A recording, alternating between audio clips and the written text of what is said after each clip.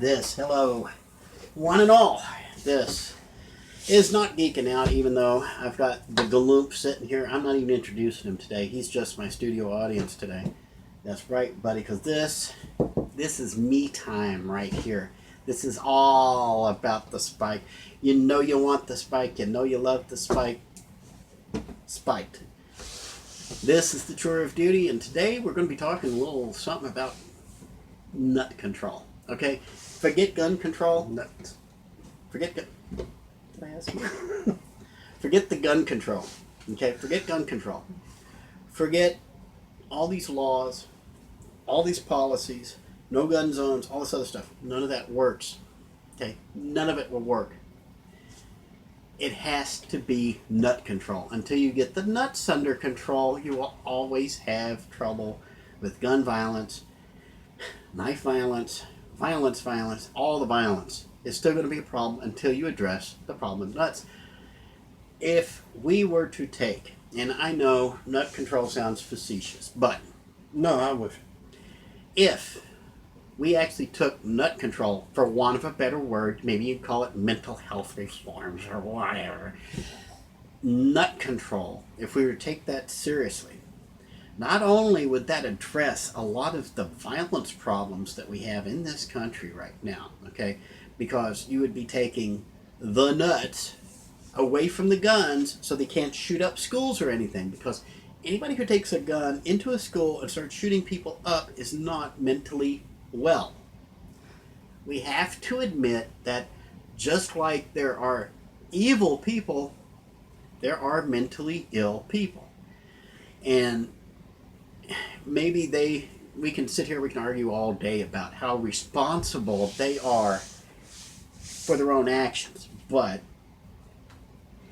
if we as a society, as a sane society, a sane, responsible society, will not address mental illness, take it seriously, and do what needs to be done, we will continue to watch innocent people suffer and die, including many of the mentally ill people that we're supposed to be oh so concerned about.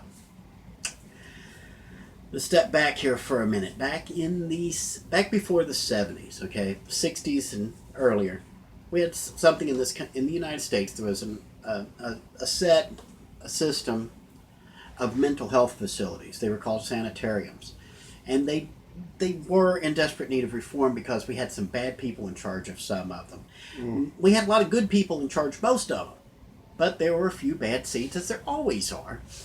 And instead of simply addressing the bad seeds, getting them out from positions of authority, of sanitariums that were actually taking care of the mentally ill and not only protecting society from the mentally ill, but protecting the mentally ill from themselves and from society as well.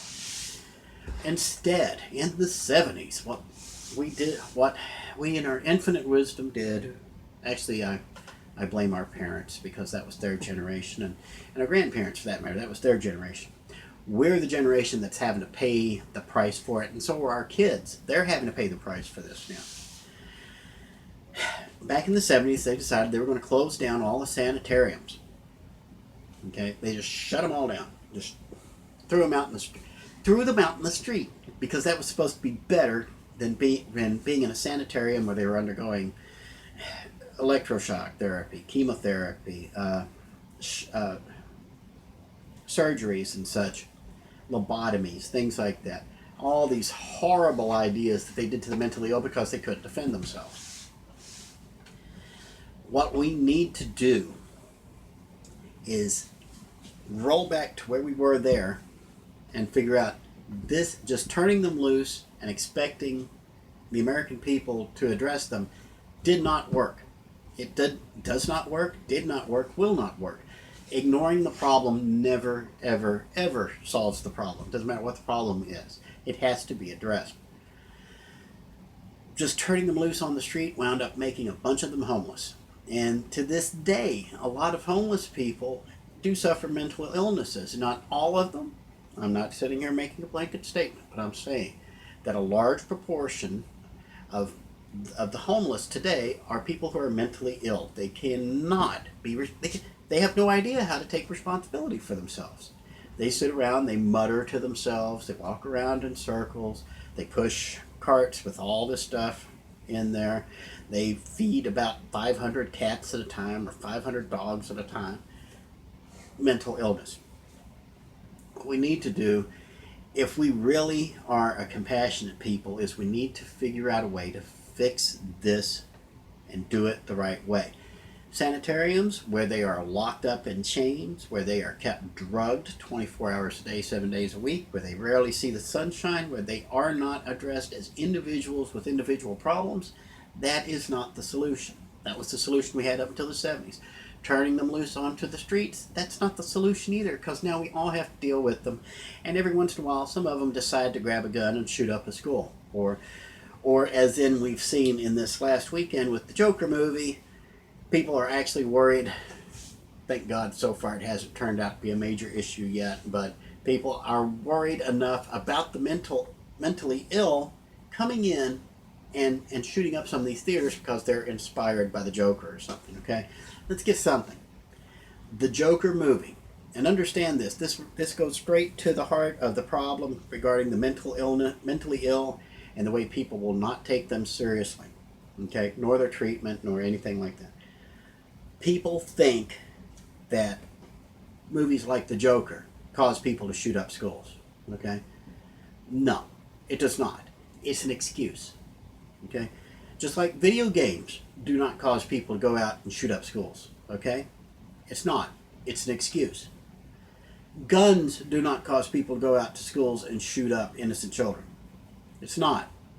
It's a means to an end, but if it's not the gun, they're going out and they are getting knives, they're getting swords. If they don't want to be that close to their victims, they're getting explosives. If we're ever going to address this problem seriously, we need mental health reform. We need nut control, essentially. Here's what we do. And I'm not the smartest card, I'm not the sharpest card in the deck. I'll go ahead and say it. All right?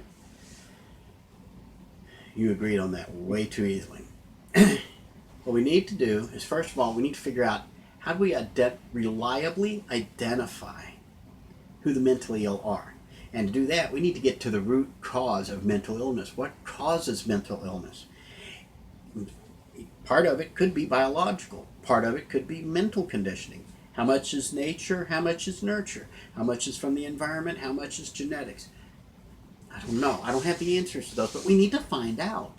And we need to address this right away before another innocent victim gets caught in the line of fire because we would not address it. And if we do not address this issue, every drop of blood that has been shed right up to this point is on our hands.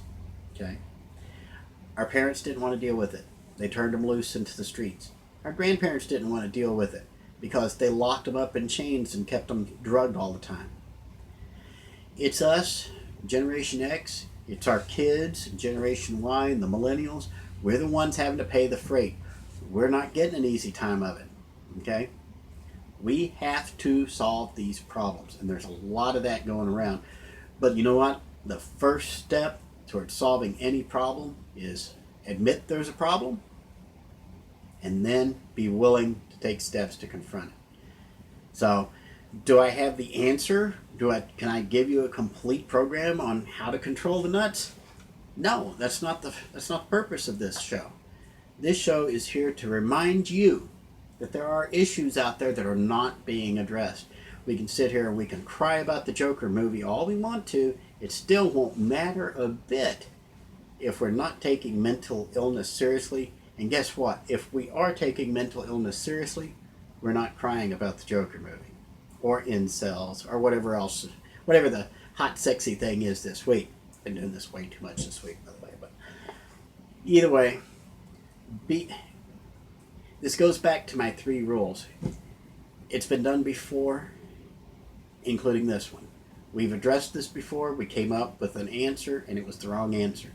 That doesn't mean we quit. It doesn't mean we give up. It means we go back, we re-examine the question, we find the right answer. So keep swinging and don't give up hope. We can fix this. It can be done. Just remember this, a phrase that I've heard not too long ago, and I actually kind of going to try to live by this a little bit. Be the guy who does the best of things in the worst of times. Look around you, tell me what kind of times we're in. Which side are you on? Till next time, I'm Spike. He's quiet. I'll see you next time on the Chore Duty, y'all. Night.